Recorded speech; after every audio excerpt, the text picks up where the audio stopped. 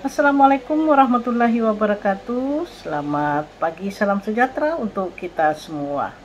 Doa saya selalu menyertai, semoga kita semua tetap dalam lindungan Tuhan Yang Maha Esa dan tetap dalam keadaan sehat walafiat. Kembali saya di hadapan Anda akan menyajikan video pembelajaran pengantar sosiologi dan masih pada topik utama tentang tokoh-tokoh sosiologi. Dan kali ini saya akan menampilkan tokoh sosiologi terakhir, yaitu Karl Marx.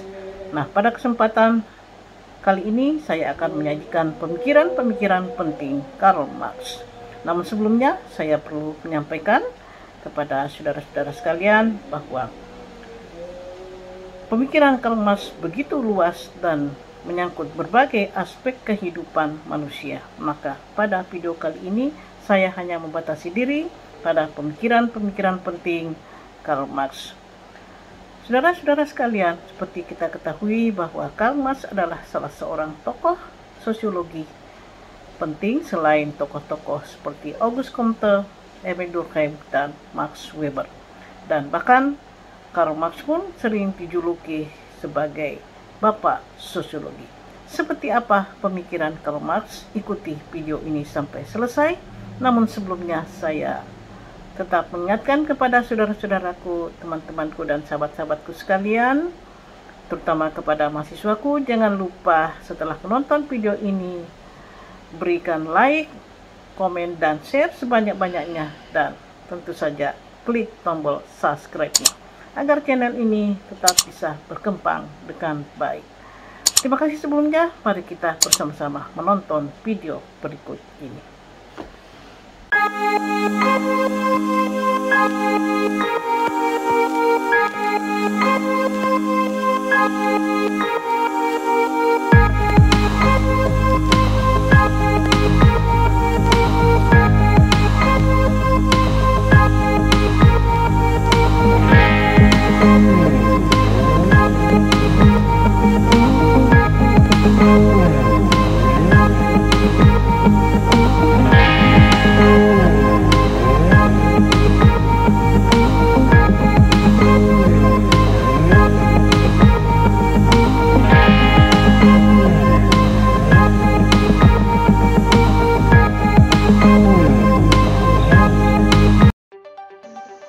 Saudara-saudara sekalian, Karl Marx lahir pada tahun 1818 di Trier, Jerman Barat.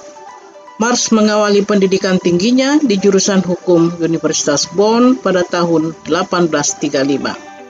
Sifat Marx yang terkesan tidak serius serta beberapa insiden yang melibatkan dirinya membuat ayah Marx memilih untuk memindahkan Marx ke universitas lain dengan iklim akademis yang lebih serius, yakni Universitas Berlin di Berlin.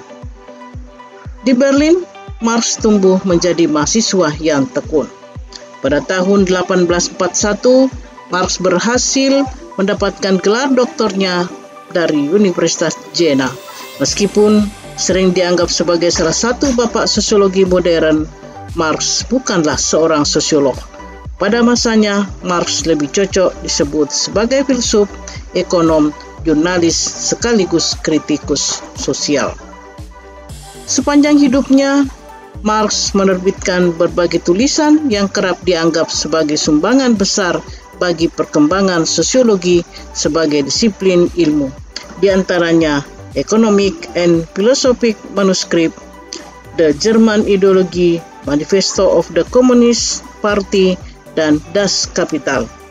Salah satu karya Marx yang paling kontroversial, Manifesto of the Communist Party, membahas tentang konflik kelas yang terjadi antara para pemilik modal, yaitu bourgeois, dan kelas pekerja atau proletar.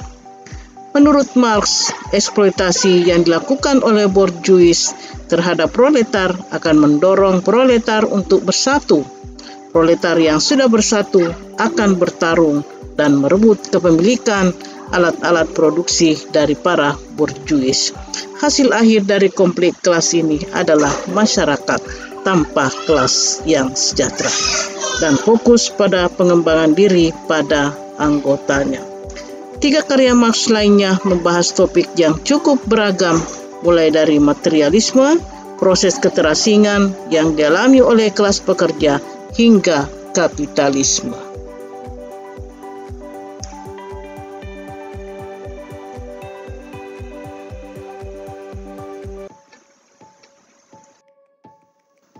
Saudara-saudara sekalian, berikut ini saya akan menyajikan pemikiran Karl Marx tentang historical materialism dan kelas sosial.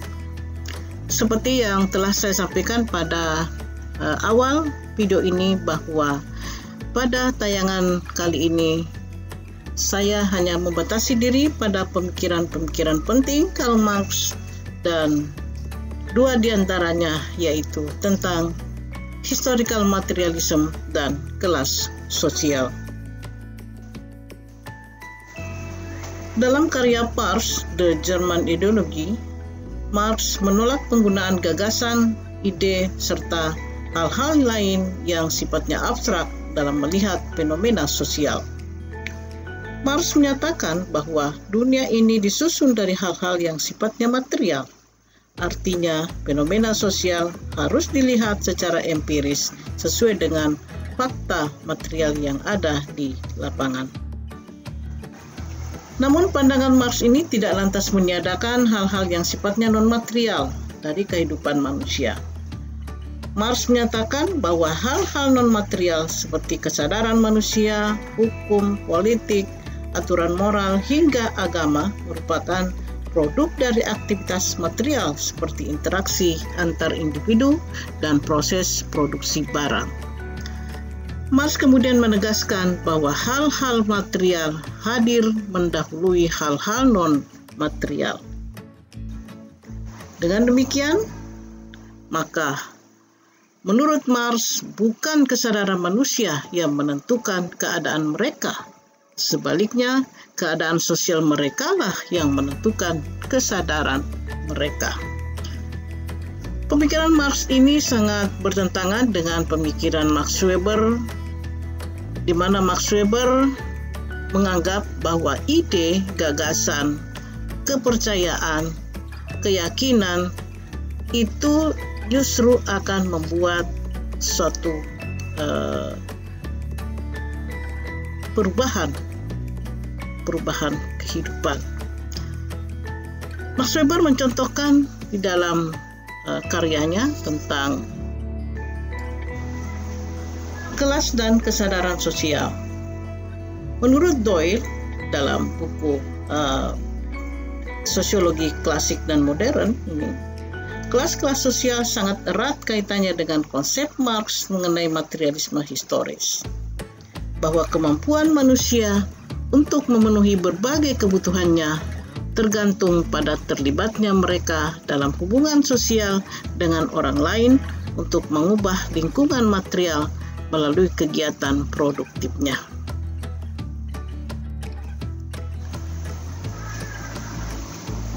Konsep kelas menurut Marx dalam The Communist Manifesto, ini juga salah satu karya besar Marx. Masyarakat sebagai satu keseluruhan menjadi semakin terbagi dalam dua kelompok besar yang saling bermusuhan ke dalam dua kelas yang saling berhadapan secara langsung, yaitu bourgeois dan proletar. Siapakah bourgeois dan proletar ini? Kelas bourgeois adalah nama khusus yang diberikan kepada kaum kapitalis pada ekonomi modern, dan mereka adalah para pemilik means of production, alat-alat produksi, dan mereka pula lah yang memiliki upah buruh. Sementara kelas proletar adalah para pekerja yang menjual tenaga mereka, dan mereka sama sekali tidak memiliki means of production. Mereka tidak memiliki alat-alat produksi, dan mereka pun tidak memiliki perusahaan. Bahkan Marx kemudian percaya bahwa kaum proletar, bahkan akan kehilangan keterampilan mereka seiring semakin meningkatnya pelayanan atau pekerjaan yang menggunakan mesin-mesin, sehingga mesin itu akan menggantikan para pekerja, dan bahkan para proletar pun pada akhirnya hanya akan menjadi konsumen saja. Lebih jauh, bahwa siapa sih sebenarnya dikategorikan sebagai kelas proletar? Dia adalah kelas masyarakatnya tidak memiliki alat produksi, dan mereka juga tertindas, sehingga ia hanya bisa menjadi buruh bagi kaum pemilik modal atau alat produksi. Mereka menghimpun penderitaan, mereka menghimpun kemiskinan, apalagi mereka tertindas oleh kaum borjuis. Setelah terbentuknya kelas-kelas pada masyarakat kapitalis, yaitu kelas borjuis dan kelas proletar, maka akan muncul kesadaran kelas mengenai kepentingan kelas-kelas mereka. Timbul pertanyaan, apa sih yang dimaksud dengan kelas? Istilah kelas menunjuk pada setiap golongan sosial yang mempunyai kedudukan spesifik dalam proses produksi. Jadi berbeda dengan kelas-kelas yang selama ini kita pahami di masyarakat kita, dengan kelas-kelas yang Marx kategorikan pada era kehidupan Marx di Jerman, yaitu bahwa kelas itu menunjuk pada setiap golongan sosial yang mempunyai kedudukan spesifik dalam proses produksi. Jadi selalu ada kaitannya dengan proses produksi. Bagi Marx, sebuah kelas baru dianggap kelas dalam arti sebenarnya apabila dia bukan hanya secara objektif merupakan golongan sosial dengan kepentingan sendiri, melainkan juga secara subjektif menyadari diri sebagai kelas, sebagai golongan khusus dalam masyarakat yang mempunyai kepentingan spesifik serta mau memperjuangkannya. Jadi kunci daripada sebuah kelas itu adalah harus ada perjuangan kelas. Jadi ada kepentingan dan ada perjuangan kelas. Itu adalah ciri khas sebuah kelas sosial menurut Karl Marx. Kelas dalam pandangan Marx juga memiliki dua sisi, yaitu objektif sebagai kelompok kepentingan dan subjektif sebagai kesadaran kolektif. Jadi setiap kelas itu memiliki kesadaran kolektif. Kesadaran kolektif inilah nanti yang akan terus diperkuat, kemudian timbullah suatu gerakan untuk memperjuangkan kepentingan anggotanya. Marx juga menganggap bahwa sejarah manusia adalah sejarah perjuangan kelas. Akan terlihat bahwa dalam setiap masyarakat terdapat kelas-kelas yang berkuasa dan kelas-kelas yang dikuasai. Dalam konteks kapitalis, masyarakat terbagi dua kelas, yaitu kelas pemilik yang memiliki alat produksi, dalam hal ini adalah kelas borjuis, dan kelas buruh yang melakukan pekerjaan, yang dalam hal ini Marx menyebutnya dengan istilah kelas proletar. Nah, hubungan antara kedua kelas ini, yaitu kelas borjuis dengan kelas proletar, pada hakikatnya merupakan hubungan pengisapan atau eksploitasi. Jadi sepanjang hidup antara borjuis dengan proletar, hubungan mereka tidak pernah harmonis. Yang ada hanyalah hubungan pengisapan dan eksploitasi.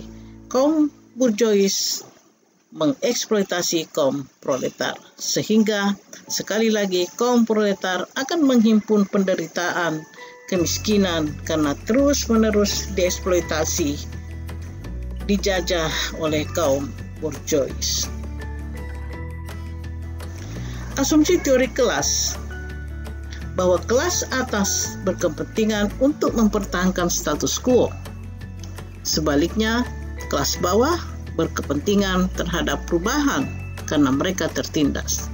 Dan setiap perubahan bagi mereka harus berupa pembebasan dari ketertindasan.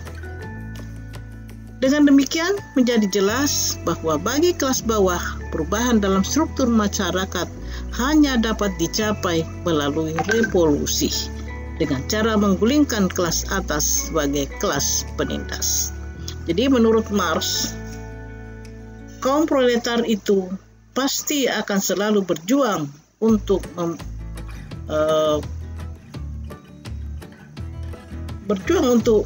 agar terjadi perubahan. Tentu perubahan yang dimaksudkan itu adalah perubahan yang signifikan, dan cara yang akan ditempuh adalah revolusi dengan cara menggulingkan kelas atas sebagai kelas penindas. Pertentangan kelas inilah yang menciptakan perubahan sosial. Hasil dan kontradiksi adalah revolusi. Perubahan sosial sebagai akibat adanya kesadaran kelas. Kaum proletar itu posisinya yang tidak menguntungkan. Perebutan materi merupakan pemicu perubahan sosial.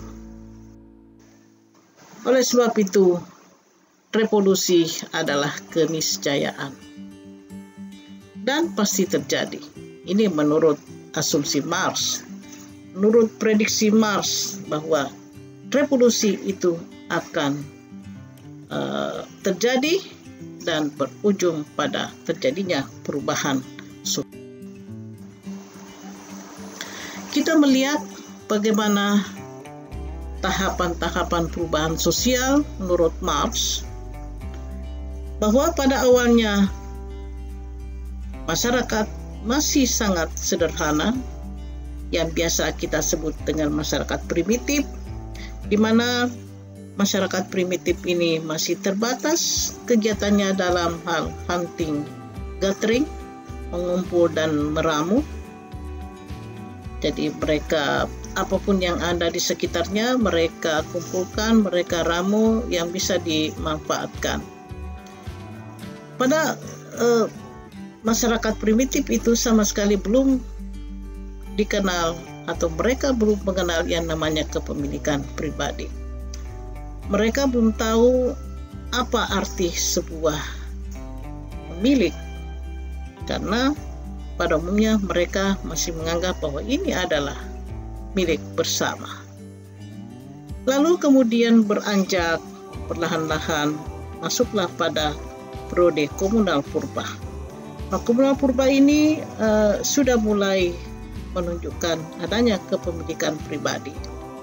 Masyarakat mulai mengklaim apa yang mereka dapatkan, apa yang mereka manfaatkan, sumber daya yang mereka kuasai, lalu itu diklaim sebagai milik pribadi mereka.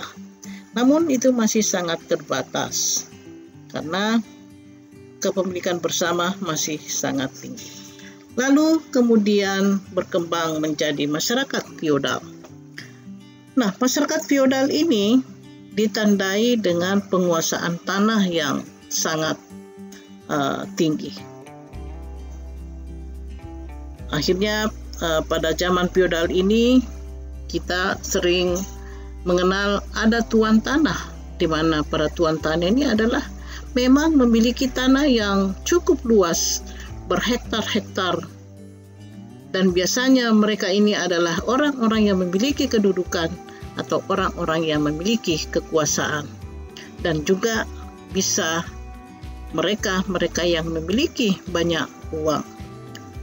Lalu di masyarakatnya juga di sana terdapat dua kelas besar, jadi kelas pemilik tanah dan kelas pekerja. Nah, di zaman feodal ini juga banyak ditemukan perbudakan, manakala kaum buruh pekerja tidak mampu membayar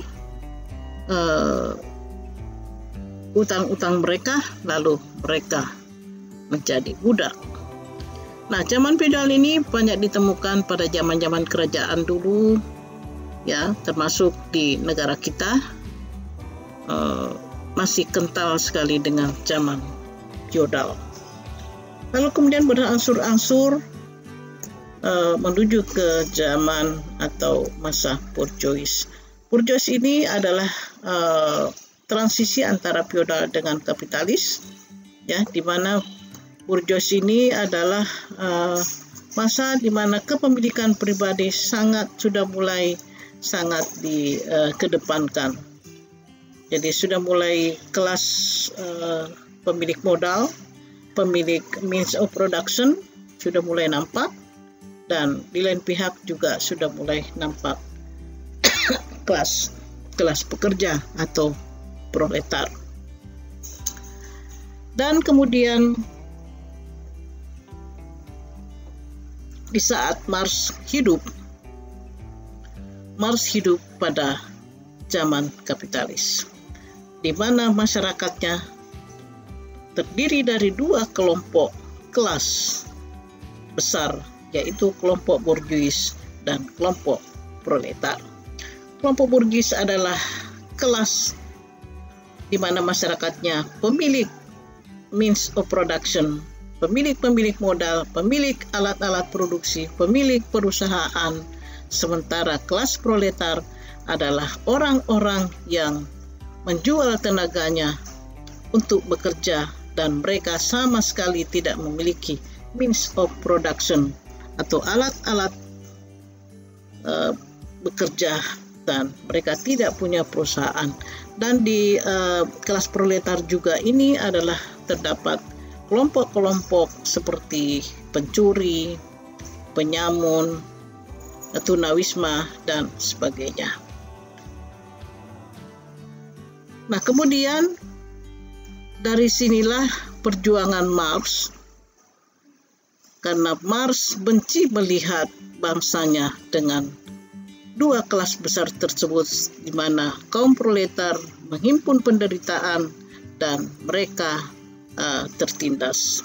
Oleh sebab itu, perjuangan Marx dari pemikirannya memprediksi bahwa jika kaum proletar berontak, jika kaum proletar melakukan revolusi, maka akan terbentuk sebuah kelas baru, sebuah masyarakat baru, yaitu masyarakat tanpa kelas. Saudara-saudara sekalian,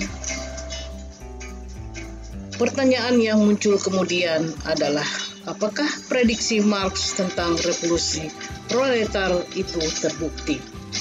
Apakah impian Marx akan tercipta masyarakat tanpa kelas itu terwujud? Nantikan jawabannya pada video berikutnya. Saudara-saudara sekalian, itulah tadi uraian singkat tentang historical materialism dan kelas-kelas sosial. Nantikan video selanjutnya tentang alienasi dan hal-hal lain yang berkaitan dengan Karl Marx. Saya akhiri uraian ini billahi taufiq wa hidayah. Assalamualaikum warahmatullahi wabarakatuh.